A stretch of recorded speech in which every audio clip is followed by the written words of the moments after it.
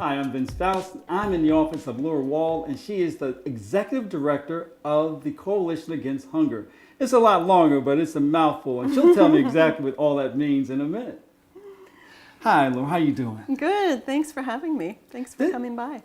I love this place. Thanks. I've been working with you now for almost, what? 4 years. Yeah. And I've been with the coalition helping with the walk for 20 years. Yeah. I was only 13 then. Right. But so tell me about this. I know it's a walk coming up, but you guys do so much more for this region.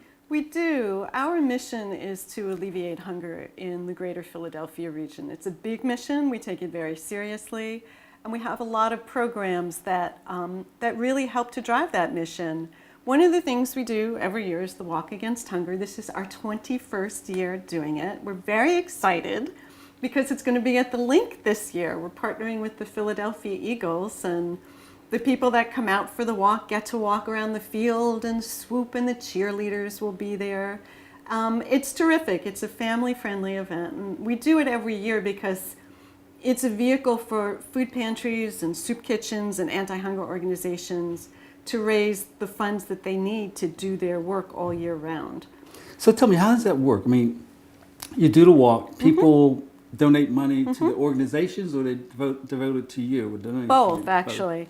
Okay. If you're a small food pantry, you can start your own team and people will donate. We process everything. We run the event. We do all of the front end stuff. And then at the end of the walk, we give you your money, all the money that you raised. It's one of the best parts of my job, to be able to. That sounds like fun. It is. It's really terrific. Show up and make money. Yeah. So this is important because this is like one of the bigger events that you do during the year? It's really the event that we do. And we're very grateful to be partnering with Thomas's of Thomas's English Muffins. They're our title sponsor, and it's really because of their commitment to their customers and to the clients of the coalition and to ending hunger in the region that they support us as beautifully as they do. We really couldn't do it without them. It's always been a festive event. You have Acme Markets coming Acme down? is coming. They're doing. They're kicking off their healthy food drive, which is phenomenal because food pantries throughout the region, hundreds of them, will benefit from this partnership with Acme. They'll be able to go to their local Acme and get the donated food, and we give them a list of what we suggest people should buy for the food donations, and it's healthy food. So, you know, it's not enough to fill people up. We really do need to feed them. And a lot of the donations that food pantries will get are like the Cocoa Puffs and the powdered mac and cheese, and I personally contend that's not food.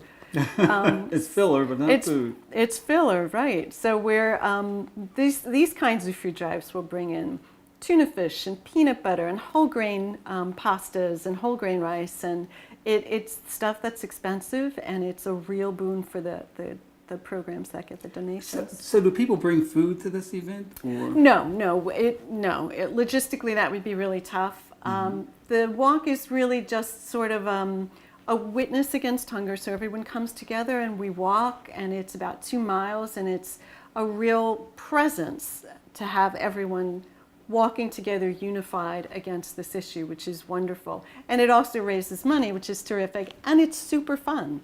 We're having a French fry truck and pretzels and bananas and water and kids' activities. And did you say French fries? Well, I said French fries. I did.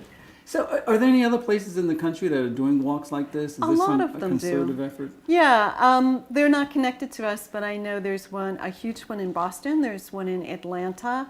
There's one, I believe, in Cincinnati. So it's a thing. And this is ours. Oh, great. And it's I've been there for all those years. It's festive. We've got a lot of different people, characters, music, balloons. Too. Yes. Yep. And you're going to have a lot of fun out there with this. Yeah. So, given the current climate in Washington, we know some things may change. Yeah. How do you think this is going to affect this war against hunger, or this effort to end hunger? We're really worried. I can't sugarcoat it. We're really worried. It's very difficult to know, as we sit here at the end of March, what's going to happen as 2017 rolls around. We're particularly looking at 2018 as the Farm Bill comes up for reauthorization, and that's where it's a 5-year bill, and that's where the money for food stamps, which is now called SNAP, is funded. And because it's coming up for reauthorization, there's a possibility it can be restructured. And those sorts of restructurings usually mean cuts to benefits. And so we don't know exactly what it's going to look like, but we are very concerned, and we are on top of efforts to do everything we can to keep food stamps as strong and vibrant and as healthy as it is now, because it's such a vital program in stabilizing families. So if this is going to hurt who first? What people are going to be hurt Well, the most first? Our biggest concern is that and it's a big if, but if there are cuts to food stamps, the first ones that are going to feel it are the food pantries, because if people don't have access to food stamps and they're struggling, they're going to have to go somewhere, and the first place they're likely to go is to their community feeding program. One of the things that we're doing now is partnering with Share Food Program and Philabundance. We just completed a survey of all of the feeding programs in a 5-county region, because we need to understand where they are, where their vulnerabilities are, what do they need from us to make sure that if these changes come down the pike, they're prepared and their infrastructure is strong and they have the ability to feed their neighbors who we think are going to be coming in droves for their services. So what can the, let's say, average person do, the person who wants to get out and help, who Right. sees the need for some type of effort against hunger? There are a couple of things you can do. Definitely donate to your local pantry. We have a pantry map on our website. You can go to www.hungercoalition.org. I should spell that out, but you can Google it. And the map will tell you where the pantries are in your neighborhood, and you can go and volunteer. You can go and bring healthy food. A lot of times pantries will see a dip in their donations in the wintertime and in the summertime. The fall, they usually have plenty. But if you're thinking that you would like to do something, donate in the summer. Do a food drive in the summer. School is out. Kids are not eating at school, and pantries tend to feel that. But also organizations that will do organized food drives, everyone's on vacation, and so that's not happening. So it's sort of a double whammy. So that's something. You can donate healthy food to your local pantry or volunteer. Or you could go on our website and sign up for advocacy alerts. As things happen in DC in the coming 18 months, if you want to stay on top of it, we'll send out advocacy alerts, and with ideas about how you can get involved. You can contact an elected official, or you can join a group in your area. So that's a very easy way. You don't have to do a lot of research yourself. We'll do that for you and send you the information. So you guys under any restrictions as far as lobbying and We don't do a lot of lobbying. We don't.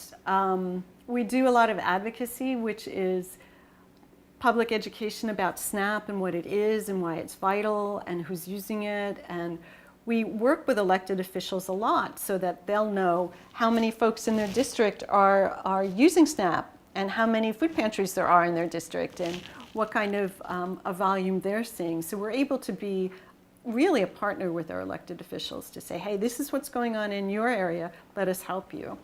What about, remember the old Victory Gardens? We're not old enough for that. But are you guys moving towards any of those type things to get people to grow things themselves? Philly is a foodie town. There are a lot of community gardens, which is kind of wonderful.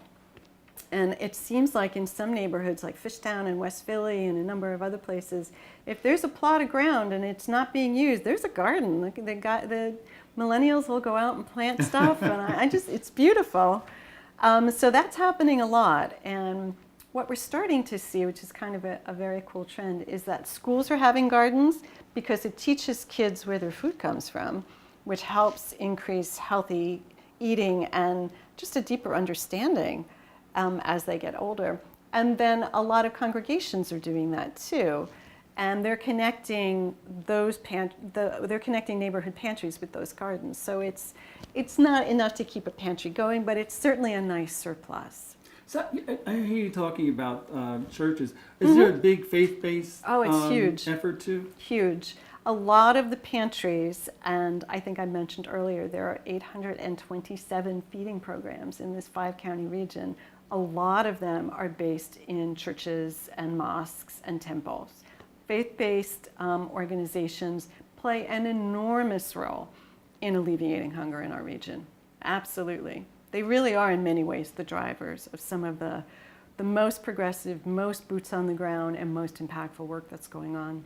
Do you have any special programs for kids? I know they eat in school on Monday through Friday. Is there anything that carries them over the weekend? Yeah. One of the things that we're doing, although we are the Greater Philadelphia Coalition Against Hunger, we also are one of the lead organizations in the statewide School Breakfast Challenge, which is encouraging schools throughout Pennsylvania to offer breakfast at school. And there are a lot of reasons why that's complicated, but it's really important that kids start off the day with a meal that fills them up, and then they can pay attention, then they can do better in school. So we're doing that, and what we're doing this coming year is we're doing a Philly-specific school breakfast challenge to help support and incentivize Philadelphia area schools providing breakfast to more and more of their students, because we know that a lot of kids aren't getting this at home. Yeah, I would imagine. Yeah, and we also run the Summer Meals campaign. Oh, great. Yeah. That's good. So how does a person get, let's say, a group get involved with the summer program for kids? 'Cause that's coming up. I know it's, April in about a day. Yeah. So they'll be out of school soon. It's true. Well, if you're interested in hosting a site, you can go to our website. It's a little bit early. I would check back in the middle of May. And all of the information on how to become a site will be up there. And then we have the map that shows you where the existing sites are, so that you can, if you've got children and you're worried about whether or not they'll get a good lunch when school is out, you can find a site that's close to you.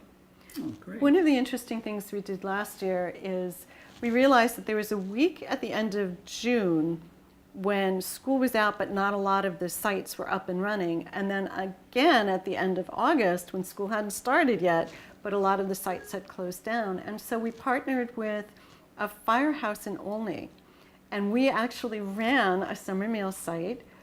And it was phenomenal. Again, Swoop came, we're good partners with the Eagles, and the cheerleaders came.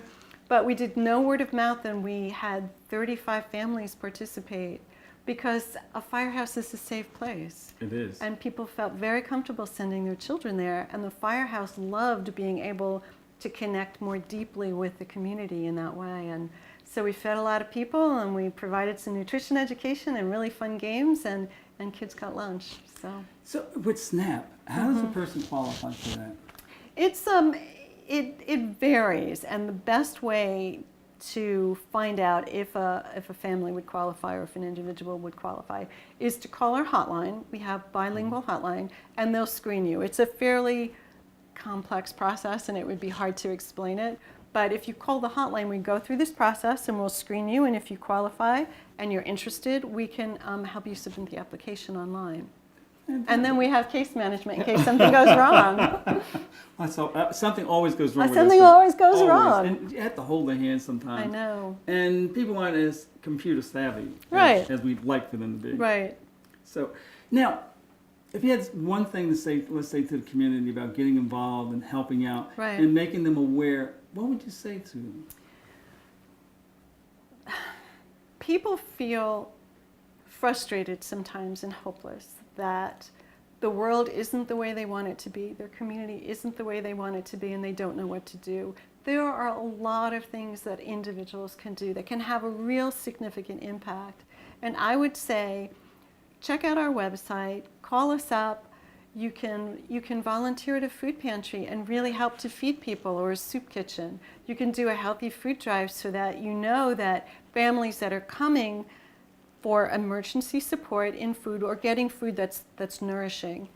You can sign up for our advocacy alerts so that when things come from DC or elsewhere that you would want to be involved in, you'll know about it and you'll know what you can do.